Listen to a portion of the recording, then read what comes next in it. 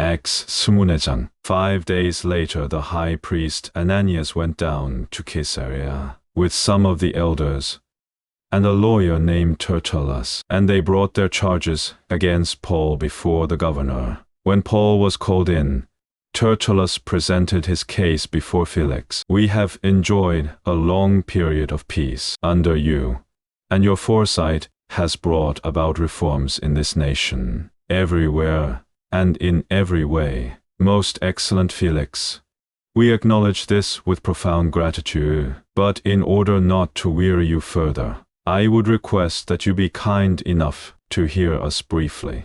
We have found this man to be a troublemaker, stirring up riots among the Jews all over the world. He is a ringleader of the Nazarene sect, and even tried to desecrate the temple, so we seized him. By examining him yourself, you will be able to learn the truth about all these charges we are bringing against him. The Jews joined in the accusation, asserting that these things were true. When the governor motioned for him to speak, Paul replied, I know that for a number of years you have been a judge over this nation, so I gladly make my defense. You can easily verify that no more than 12 days ago, I went up to Jerusalem to worship. My accusers did not find me arguing with anyone at the temple, or stirring up a crowd in the synagogues, or anywhere else in the city, and they cannot prove to you the charges they are now making against me. However,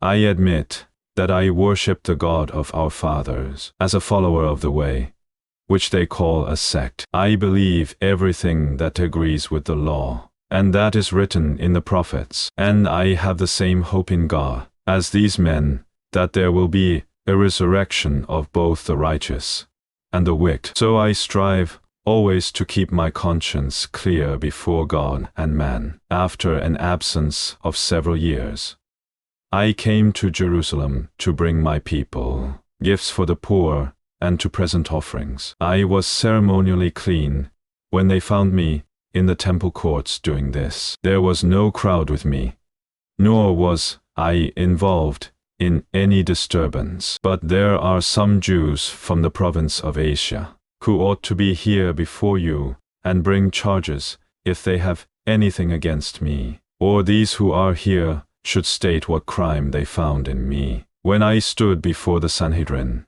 unless it was this one thing I shouted as I stood in their presence, it is concerning the resurrection of the dead that I am on trial before you today. Then Felix, who was well acquainted with the way, adjourned the proceedings. When Lysias the commander comes, he said, I will decide your case. He ordered the centurion to keep Paul under guard, but to give him some freedom, and permit his friends to take care of his needs. Several days later Felix came with his wife Drusilla, who was a Jewess. He sent for Paul and listened to him as he spoke about faith in Christ Jesus. As Paul discoursed on righteousness, self-control, and the judgment to come, Felix was afraid and said, That's enough for now.